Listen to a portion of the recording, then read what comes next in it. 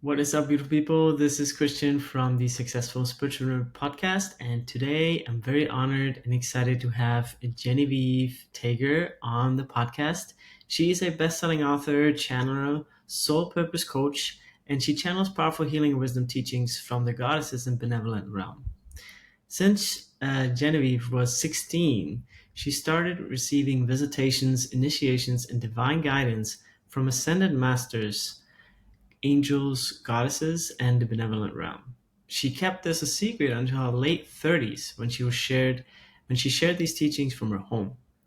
Genevieve felt a calling to awaken others to the power of the Holy Spirit and assist them with discovering and living their purpose. She kept ignoring this calling until she had a breakdown when she turned 50 and dared to quit her job, sell her house, and take a stand for a million others worldwide to heal and awaken the goddess within. Welcome to the show. Thank you. It's an honor to be here. Beautiful. So tell us, with your brave decision to, quit your job, how did that come about? How did spirit help you? I mean, it feels like you've been guided by, your allies, ascended masters, higher beings for a long time.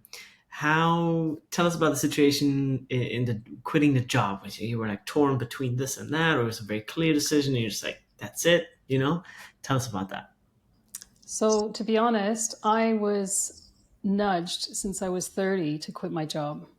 And I was too afraid because you know that feeling like, well, you have to have the proper amount of money in your bank account. And if you don't, then you can't build a business and so forth. So, and I was very like, kind of, I'm going to make a joke about German. I was very like, Very it's got to German. I be, was going to say the same thing. I was like, oh, you are a very good German staying there in your job for until you're 50.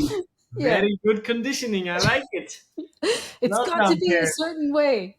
And so I felt so strongly, you have to save money. It has to be a certain way. And I was very pigheaded, very strong headed in that sense. And I really believed my story.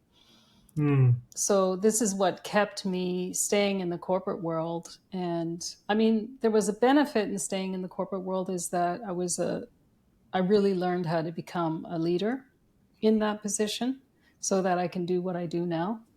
I learned at first I was afraid to be in a boardroom of just 10 people. I'd be shaking. And then, now I can stand on a stage in front of thousands. It doesn't matter to me. I feel totally fine. It's exciting, actually. So I kept hearing this calling. And what I had done was slowly I would do like workshops or like in-person kind of events. Mm-hmm. It's locally on weekends and sometimes weeknights, but it still didn't give me the money that I needed to be able to quit my job. And it wasn't until I remember that feeling. I had worked for 30 years up until that point, and 21 of those was in the automotive manufacturing. And Very German. that's very it's not easy to be in that position and be in a leadership role. It's very, and also with automotive, Yeah, yeah, yeah. everything is rush, rush, rush. You've got to, and with that feeling, I felt very stressed over that experience. And I remember thinking, it was 2 years prior. I think I was 48. And I remember thinking, if by the time I'm 50, nothing changes in this company and things don't get easier, because every year you keep thinking, and I know many people have thought this, it'll get easier. Systems will be in place and then the life will get easier. Then I'm going to have more time and I won't have to work late hours and all this kind of stuff. But it never got easier because the corporation, the head office, always came up with some more initiatives that we had to do. And the law always came up with more initiatives that we had to do because I was in health and safety. I also had a background in environmental. And I said to myself, if by the time I turned 50, which was going to be my 20-year award, but I actually had been there 21 years, and nothing changes, I'm leaving. And I tell you, so I got that award, that 20-year thing, on the Friday, and I had turned 50 on, I think, on the Sunday. And so I wasn't thinking about that vow I made back when I was 48, completely forgot about it. And then 50, I mean, on Saturday morning, I woke up and I started hyperventilating. And that was basically the beginning of the breakdown. So I went to the doctor and I said, look, I need time off. And then what happened was I saw two therapists. So when you take time off here in Canada with, if you're stressed, kind of related to work, what they try to do is they get you to see therapists, and then they are trying to assess when you're ready to come back to work. And so with these two therapists, what happened was I was actually talking to them and saying, I actually have a bigger dream, and I want to have my own business and I want to help people. And they said, okay, well, let's spend some time together to figure out whether or not that's the right fit for you, because we don't want you to make rash decisions just because you had this breakdown. And I appreciated that. And so we spent 3 months together where I was talking and I was sharing with them, and I shared all the things that I had to do in the workplace. And they said, I can't believe you didn't have a breakdown sooner with all the responsibilities. I was overseeing 1,000 people, the safety of 1,000 people. So Wow. there was a lot of responsibilities, and we had 3 facilities and all kinds of shifts and all that kind of stuff. So long story short, that is what made me, it was actually the breakdown that made me feel like there's no way in hell am I ever going to have a breakdown again. Mm. And I'm going to, my dad passed away when he was just about to turn 70. And I thought, you know what? Like, we don't know how long we live.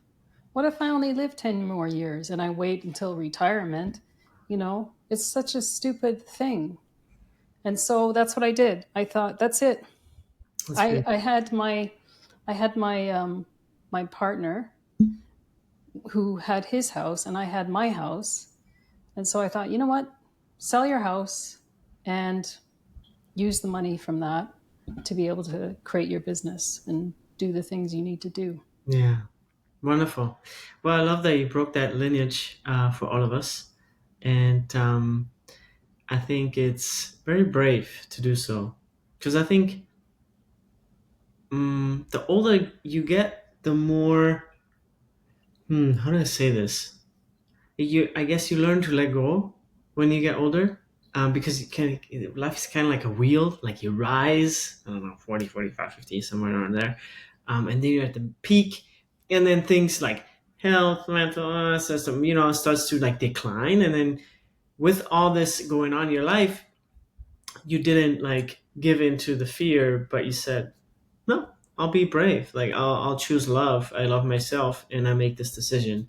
And yeah, I commend you for that, because a lot of people it's a lot easier to just say, yeah, okay, I mean, another 10 years and I'll be done. But so yeah, kudos to you. I don't know why, but I feel the prompt to talk about Germany. I'm from Germany. Your parents are from Germany. What's up with Germany? Like, what do you feel about Germany? Where are they going? What's up with their culture? I love them so much. Um, yeah. What comes to you? I guess Well, it's an interesting question because I never lived there mhm, and I was just brought up by German parents. They mhm. actually spoke English to us, and they were really, I'm from Canada, and they really wanted to be here in Canada and be Canadians and all that kind of stuff. So my dad left though because he was a spiritual guy, he was a seeker, Mm. and he was reading philosophy and all this kind of stuff. And I remember he said to me that it tired him that they would always worry about what the neighbors would think, and making sure that the curtains are a certain way and all this kind of stuff.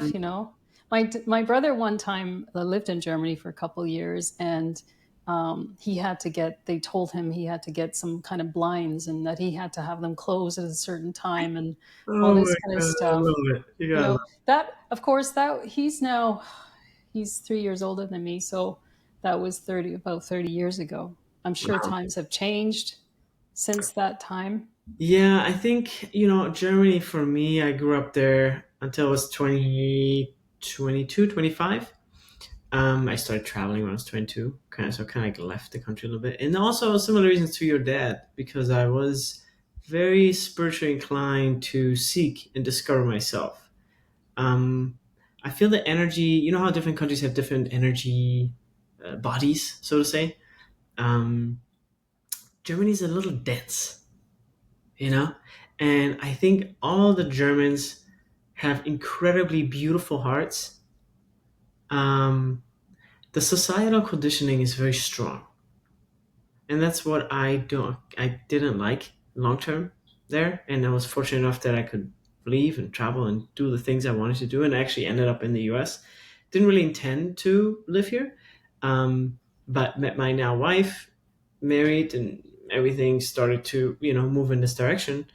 So it's very coincidental in that way. She actually is a teacher of A Course in Miracles, which is a book that you might be familiar with. And yeah, Germans. I love them so much. They're very dear to my heart. Anyways, um, so I think currently in Germany, it's just like what's missing there is like people just gotta stand up. You know, I think Mm. they're still a little bit too comfortable to action change. Like French people, like in France, like when something happens, like they protest. They go on the street. German people are like, only if it's like really something out of this world. They can take a lot, which has good and bad sides. So yeah. Anyways, let's shift the conversation back to your your business and how you decided to start it. So, how many years ago did you like quit your job and then start to get into spiritual coaching and teaching? So I quit 6 years ago and got into that right away, basically, and And how? started. Yeah. Yeah, it's been a success. It's been a huge success. And some people here are also wondering about um, developing businesses themselves and financially and all that kind of stuff. The kind of um, way that I make money now is far superior than I could have ever imagined. And the beauty is that I'm helping people around the world. And not only that, but the amazing experience that I have with people is that people from around the world are messaging me either through Instagram or sending me an email or something like that, and they're in tears. They're so grateful that I came out to do what I'm doing so that they can change their lives. And to me, that's just like, whenever I hear that, it's just amazing to be able to have that experience. And it was funny because when I quit, I made a vow to myself, another vow. I made a vow that I would do whatever I get guided to do from now on, from this point forward.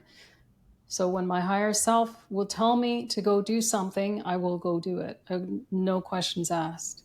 And I have been guided to do things I had never thought that I would be doing. So when I quit, I thought, oh, I'll do some healing for people, teach Reiki and all that kind of stuff. And the guidance I got was completely off the charts in a totally different direction. And I just trusted the journey. And eventually I was told that I needed to write my book.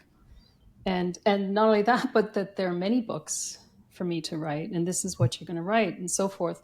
And then next thing you know, I start channeling and told that I need to come out as a channeler, which Mm. freaked me out to come out as a channeler. I was a guest on a huge podcast, and I got this email inviting me on the show, and they had asked me to channel. And I said, well, I'll channel in a situation where I feel like I'll channel in that moment. And then they came back with another message and another message and another message. And finally, I had to say yes. Mm. And that was my first time where I was publicly coming out. And, like my family, my friends, like no one knew this part of me. Mm. And I had to deal with any repercussions that people would think. And my whole book is channeled and talking about all these beings that coming through, goddesses. And goddesses were a new thing for me, actually. Ascended Masters was something that I had always been connecting with, but goddesses was something that I had to kind of make So peace with to allow tell them us, to come tell us through. about some of the goddesses you channel, like maybe, yeah, some archetypes, because Yeah, there's so many. there's so many. Interesting thing is, one came through that I had never heard of before, and her name was Padma, goddess Padma. And she came with this brown and golden aura, and she was the one that told me that I need to start writing now. And she told me she's the mother of mothers, and that's apparently what her name means. And when I looked her up afterwards, she wasn't, no one had channeled her. She wasn't on the internet. However, they built a temple for her in India, in a small village in India, this beautiful temple. Hmm. Yeah. So she's one. Goddess Athena is a very common one that many people connect with. Goddess Isis, although Athena and Isis are actually ascended masters, but they're known as goddesses. People don't realize that they actually did live at some point. And so those are the ones, and some fairies have come through, and just different nature spirits. I love it. Yeah. Yeah, fairies are great. They're like little, yeah, they were so happy. I love the fairies. Um, Beautiful. And when you discovered, that you were able to channel, like, how does it now impact your life and your business? Like, I mean, when somebody comes to you now for a product or service, like, what can they expect that you offer? So I help groups of people at a time. A one-on-one would be, it's rare that I do one-on-one. And what I do sometimes is I do live channeled events for the whole group of people, which is pretty cool. And sometimes I might pick some people from the audience that I'll channel some messages to. But primarily the goal is that I've learned how to always connect to the higher mind, the divine mind, and to also connect to other ascended masters, other beings, and so forth, and receive information that people need to hear. So I'm able to kind of coach from that perspective, and I'm kind of like half here, half there, and I'm listening to the information that comes for these people. And so primarily what I'm doing is I'm helping people to awaken to their spirit, kind of discover that. How can they connect with it? And and then when they do and they discover that part of themselves, then I teach them how can they actually discover what their purpose is, what their spirit wants them to be in Hmm. life, because what their spirit wants them to be is much greater than what they think they are to be. Hmm. And it should feel a little scary. And then the other thing I teach them is how can they embrace this part of themselves? How can they, because they'll feel that feeling of this power of who they really are. And it can be scary. And so how can they step into that? And along the way, there are all these limiting beliefs and the corporate mentality mindset and all this kind of stuff that needs clearing, that needs to work on. So my book actually takes them through all these teachings. Hmm. And so I help people to go through these teachings, basically. Beautiful. And connect to their own inner voice. Yeah. Wonderful. And if somebody has never experienced that, like, what would you say? Like, is there a quick little exercise you can leave with us and the audience that they can do at home to connect with their guide, or one of their guides? Or is there maybe a download you would, rather send that to them? Or yeah. It's a great question. So the first thing I always recommend is that people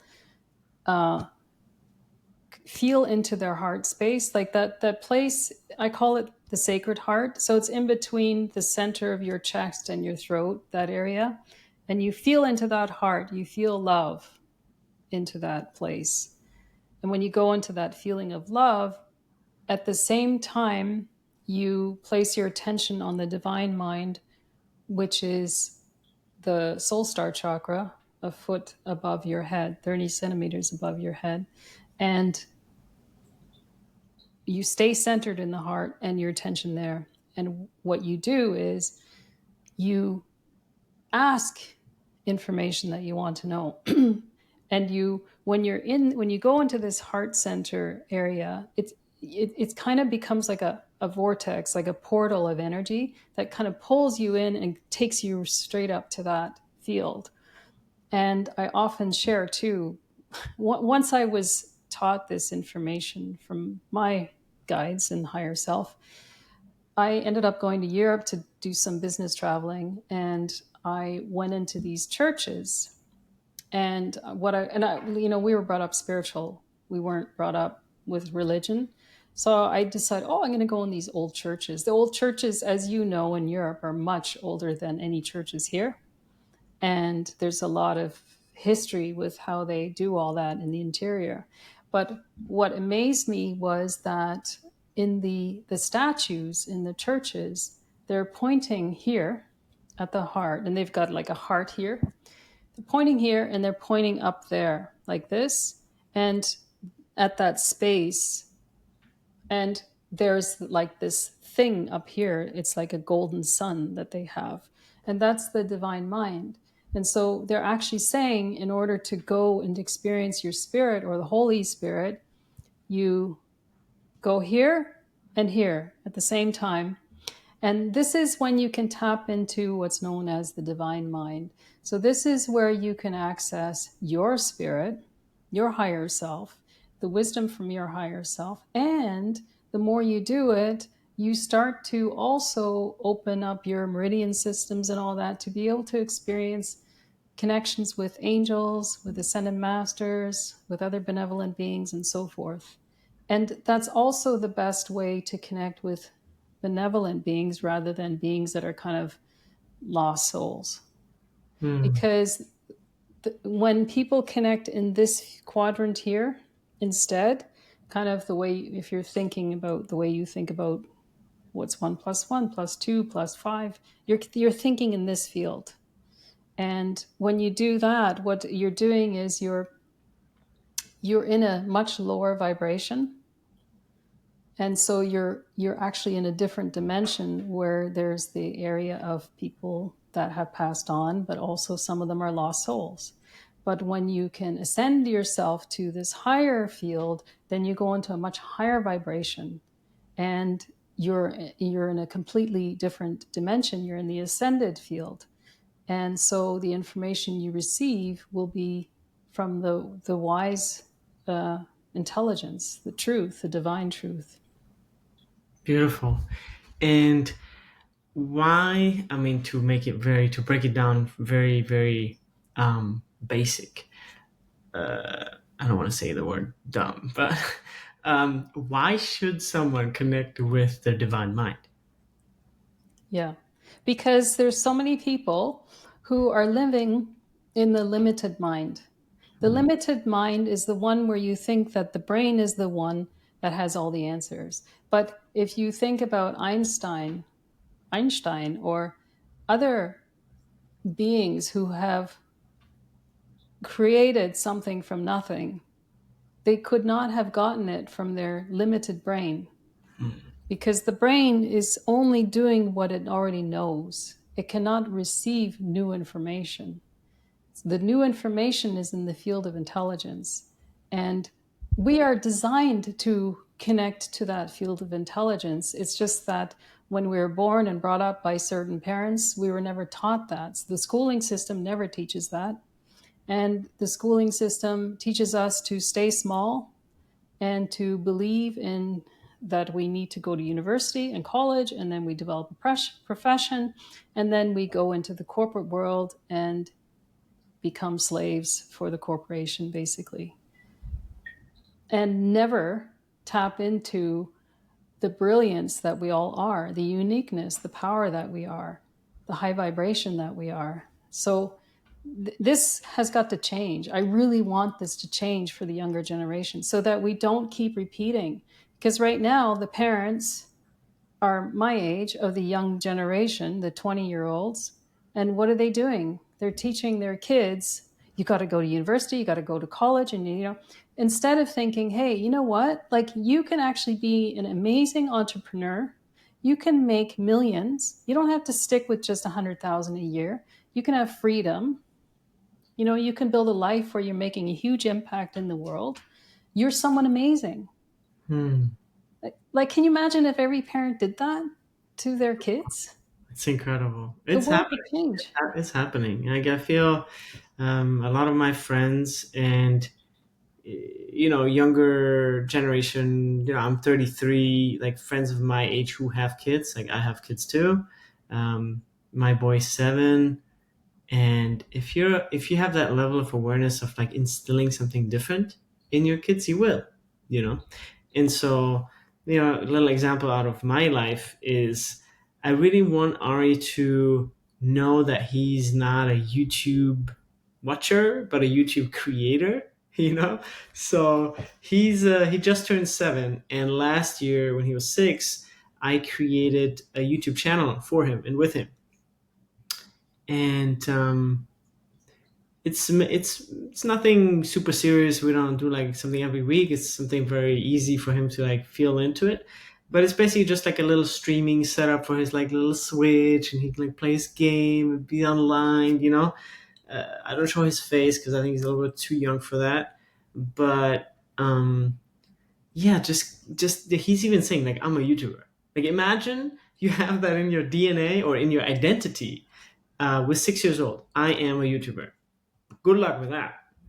Like, Yeah, imagine that guy is 16, 18. He's gonna do, I mean, yeah, he's fine. I can't stop educating him. that's So awesome. That's yeah, it's fabulous. it's happening. A lot of friends that are somewhat creative and um, somewhat awake, they bring that, and we know as a younger generation what's possible with technology. Like, it's incredible. Like, this podcast, after it's being recorded, is automatically being transcribed. It will be cut into short videos. They will be automatically scheduled. You know what I mean? It's like, we know what you can do. You just have to say, I'm going to do it. It's really crazy. Like, I think in 5, 10 years, let's just say 10 years. In 10 years, when my boy is 17, he's going to be like, what do I want to do? Boom, done. Business built, right? It's just the question then in 10 years, when AI is so far that we literally can launch anything in a button click, and establish legal company name and the marketing and the logo, website, everything in one click within 5 seconds, is really then coming down to your core. Like, who do you want to be and what do you want to carry out into the world? So I think this question of exploring your purpose and yourself, uh, discovery, what you want to bring to the world, that's never going to go away. Yeah, but I do see that there will be one challenge with all of this AI happening, is that people will be so focused on that and they will not connect to their higher self. They will lose that. They will not, let's just say people who are not brought up spiritual, Mm-hmm. um, and they're so focused on this. The AI is great. I totally agree with you. How can they also realize that there's something behind them that has something unique to bring, and to really feel confident standing in that person who they are, so that, and so that they too can teach their generation when they start to have kids. This is one concern I have about that AI. Yeah. Yeah, I think AI will be very dominant. It will be. I mean, in 10 years, AI is going to be a part of your life at age 2 or 3. It's going to talk to you. It's going to be on your phone or your stationary device. You can talk to it, play this music, play that music. I mean, yeah. So I think that being able to make space to tune into your higher self is something that still definitely has to be taught through family, you know? Hmm. Yeah. Very similar to today with or without AI, you know? Like, how do you Yeah. get exposed to it, you know? Hmm. Yeah, exactly. Yeah. Very interesting. So, tell us a little bit about anything that helps you staying inspired currently in your life. Like, who or what inspires you most in your spiritual and entrepreneurial journey? Okay, so I'm a bit of an oddball. Um, Everything I do, I'm always connected Mm. to the other side, to my higher self. All the creations, the ideas, they're continually coming through me. And so I find that I don't have time to to get inspired by other things, because these ideas, I just have to keep working and implementing them. So it's kind of interesting. I'm a bit of a oddball, I Hmm. find. Like I'm very devoted in that way. What are you currently channeling or bringing through in your life as project or as So the next thing that I'm being shown as a potential, and I'm interviewing my current customers, is building an app and having something where I can come on, I can do a channeled message or a teaching and all this kind of stuff. So I'm in the works with that thinking. I'm not in the building at the moment because that the work involved in that, I think, it could be potentially quite a bit. And but at the same time, I'm creating my oracle cards. So I hired an artist to do all the paintings. So he did real paintings, not digital. And then we had museum photographer in Switzerland take the photographs of the paintings, and then I put them into Adobe and I created the cards and the descriptions and all that. And that's almost done. And I'm going to get that published, hopefully printed, hopefully this month and out by September into the beautiful. Amazon stores. And then at the same time, now I'm being shown the next book to write, which is going to be on the Holy Spirit. So it's a very simple book, whereas like the other one, Heal and Awaken the Goddess Within, was about awakening to your spirit, overcoming mindset issues, and so forth, like going through a whole journey. And so that's more like a workbook. Whereas this one is more like a book you can read and you can just find it fascinating to hear about the Holy Spirit for spiritual people, not for religious, Hmm. the old religious concept. Beautiful. And what will your oracle cards be about? The oracle cards are called Heal and Awaken the Goddess Within, and they are about helping you to move forward towards your purpose. So it's in alignment with the book too, and helping you to overcome what's going on with you. What is it that you need to do? So it's more like an active type of oracle card deck. It's not like, oh, let me just give me a message. It's not like that because it's very purpose driven. So they're focused, and the beings that came through. I'm unusual in that way. I've already connected to over 70 beings, and they just keep coming through. And they're the ones that told me who wanted to be in the deck. Wow, Yeah. that's incredible. Yeah, I love when ideas and things that become tangible are channeled in that way, you know, that come from the higher realm and really are truly inspired. There have been people who have said to me in the past, how do I know my passion? They don't know that. How, is there something I don't know, like what can I create? And if you think about it, they're thinking here. They're not in the heart area. And if they go into the heart area with that mindset, they feel nervous because they think that it's not possible for them to even think about being an entrepreneur, as an example. They think that it has to be someone who um, has that mindset. Mm. And I always say to people, look, you don't have to be an expert to be an entrepreneur. You just learn from the experts on how to be the entrepreneur, how to build a business, right? Like, you go to Christian to build a website, you do all these things to develop systems. You don't have to figure that all out yourself.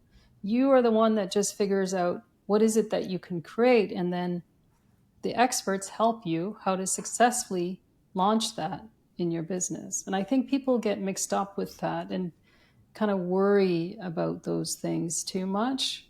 And that's what holds them back from really stepping into something amazing for themselves. Yeah.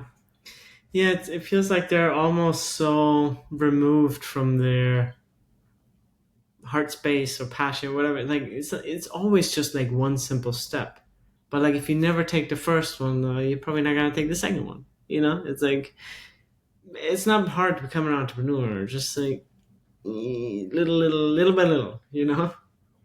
What, if you don't mind me asking, what got you into being an entrepreneur? So my parents in Germany, they were entrepreneurs, which I think always is like a big sign when you come from a family that is entrepreneurial. Um, and then I did the typical German path, gymnasium, high school, diploma, bachelor, diploma, um, and then worked at Google for 6 months and just saw how people who were there for like 3 to 5 years, they kind of like lost their spark. And I was like, it's like, that's where maybe I'm gonna be when I'm older, and I don't want to be there. I want to be an artist. I want to be expressive. I want to be, can I spread my wings? I don't feel I can do that here. It's very even back then it was already political, like Google, like that was 10 years ago. Um, and so I said, I can't be happy here. I have to keep looking at what makes people happy. And so I kept on, I quit Google. I traveled to Bali and kind of did a lot of self-discovery and meditation. And it was like, I like this. I like this hippie life. Very happy. But it didn't make money. It's like, what is this? Now I'm like super happy and chill, but I'm not building anything. I'm not building a life here. So I kind of like went back to Germany and reassessed my situation. So, well, I have this experience, I have that, diploma. What am I gonna do? And it's like while I was traveling, I started web design stuff, and it's like I like design, I like functionality, making things work. Um, so I said, let me just try to make this whole website thing work, because I really feel it's a great service for anyone who starts a business to have a great website. And so that's where I started 10 years ago. And then, that evolved into an agency. But ultimately, it came from this drive of not feeling I could be who I wanted to be in any other setting. That's great that you saw that already, like right away when you're in starting out, because many people, they start to feel that, but then they get nervous and they think, no, I need more years to be able to. Yeah. And then you're in the golden cage, you make a good salary and you have cool friends, cool projects.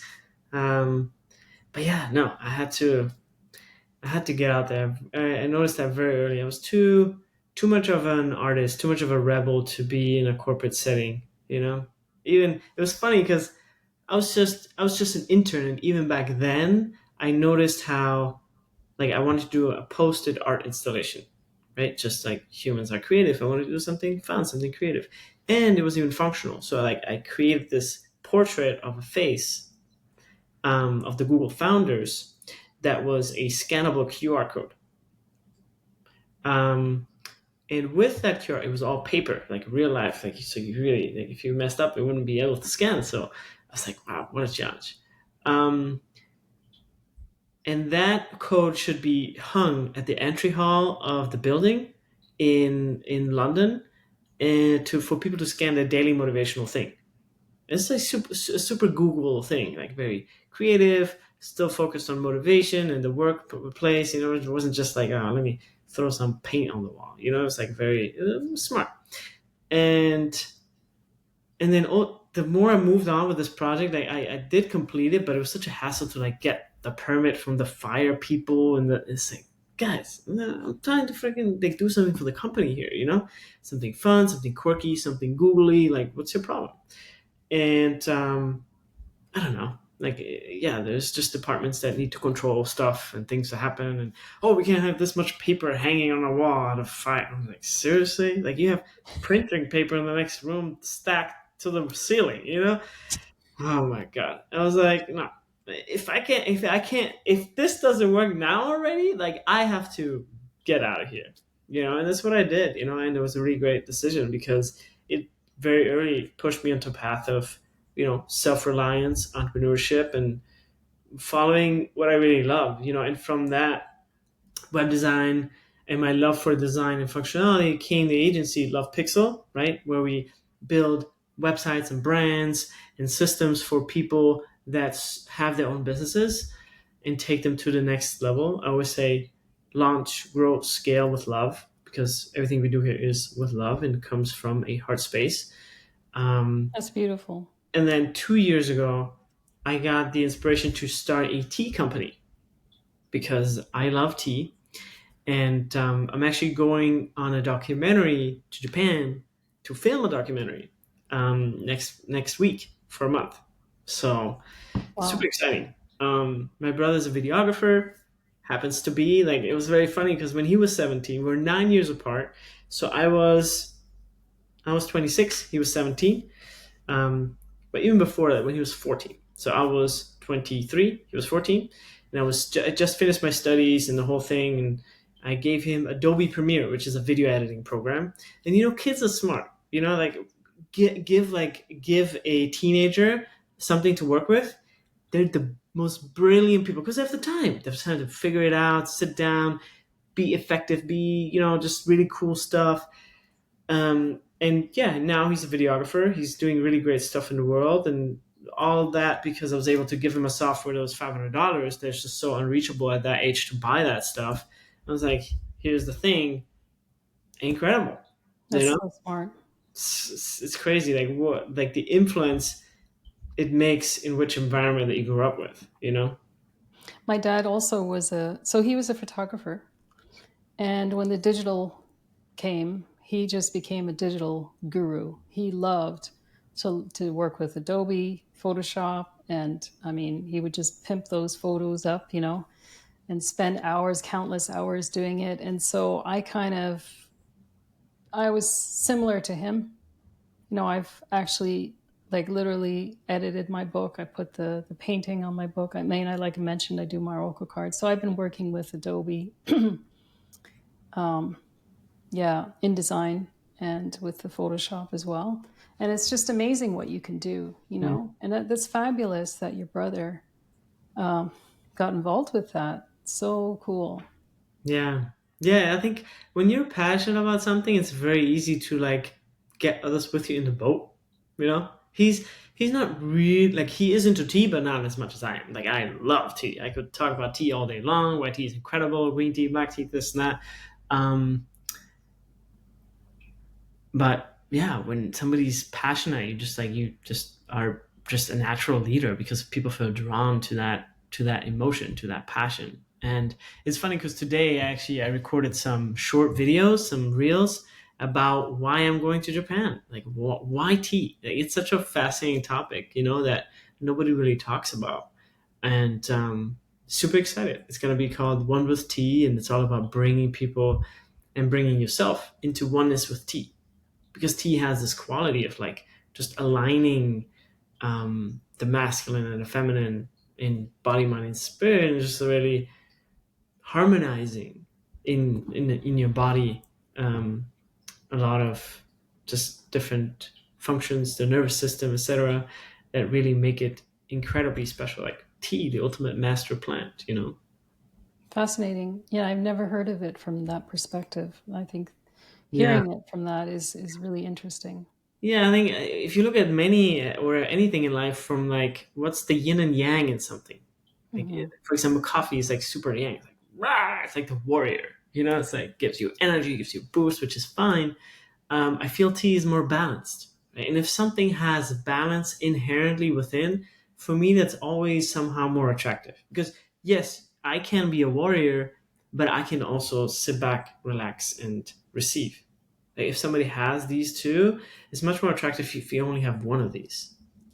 It's interesting too, actually, that you're talking about this because the teachings that came through me about healing the goddess within, um, the goddess is not this thing about women. It has nothing to do with that. It has to do with the creativity within us, the receiver within us, the one who actually can receive information and not be always in active mode. As you know, thanks to the corporate world, almost everyone has been in hyperactive mode, leading to stress, anxiety, all this kind of thing, and just so focused on there that they have forgotten who they are.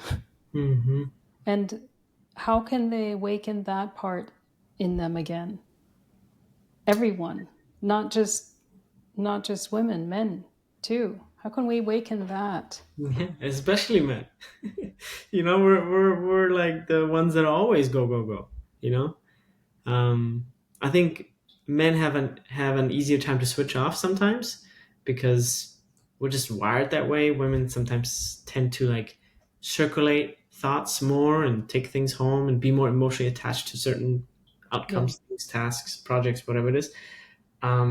But yeah, especially I think part of the reason that's also something I said in my reel that I recorded. I think part of the reason I'm going to Japan is to bring back some of this balanced feminine to the US because here it's just all about progress and pushing. It's like when do you chill in the US? I don't know. I haven't met anybody who chills unless you like retire and really don't do anything. But people who have a purpose, you know, also gotta chill sometimes. I found that it depends on where you go. Like if you go to, I've driven through almost every state. The West Coast, okay, and I lived in Vancouver on the West Coast in my 20s, and no one wanted anyone from Toronto to come because everyone was working to live in Vancouver, not the other way around, not living to work. And when I would travel down like through Seattle and the western parts, it was also similar to that. And then Arizona, Sedona, the spiritual Mecca kind of area, Utah, very nature oriented. People were very different. But then, when you go around this perimeter of that and you expand outwards, then you're going to experience a lot of back towards the male side, the active Hmm. part. So it's interesting, depending on where you go, the culture changes. Yeah, yeah, absolutely, and especially the coasts. I mean, those are the most populated. The population density is higher in the coast, and that's also where more of commerce and et cetera happens. So yeah, beautiful. Well, we're coming towards the end of our episode, and I would really love to ask you a question of what what your vision for the new Earth is, however you define that.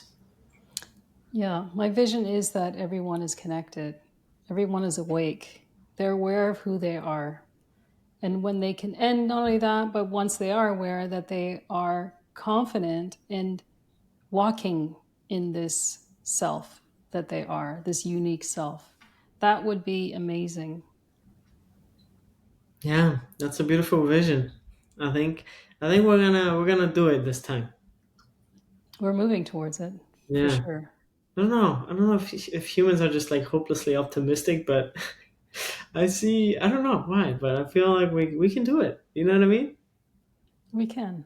Yeah. So I think it's a beautiful future we're looking towards. AI And supported supported, human connected. That's the dream. We're gonna make it real. Beautiful. Well, thank you so much for coming on the show. It was an honor to have you. And what are some last words for the audience that you want to leave them with? I would say don't give up on your dreams. Like, don't wait for the breakdown to happen. If you feel like you have this desire, then just go to the experts that can help you fulfill on this desire. You don't have to do it alone, because I think that people are so afraid about that, and then they just get stuck, and then they don't make the change. And you are you are meant to live your calling here. And so don't wait until you're old and then you're wondering, oh shit, like I just wasted all these years. Yeah, Do it now. beautiful. Thank you so much. I think that's really a message that is, resonating with everyone, no matter where they are. I had a T-shirt when I was in my early 20s that said, "Start doing things you love." That's beautiful. Why not? You know, Yeah. it's really not that hard. It's just doing things you love. Start doing it. What's holding you back? Just do it. Don't even think about it. Just do it. You know? Yeah. Beautiful. Well, thank you so much for sharing all your wisdom, all your heart, and all your beauty. So, yeah, Thank you, Christian. It was a pleasure being with you. thank you.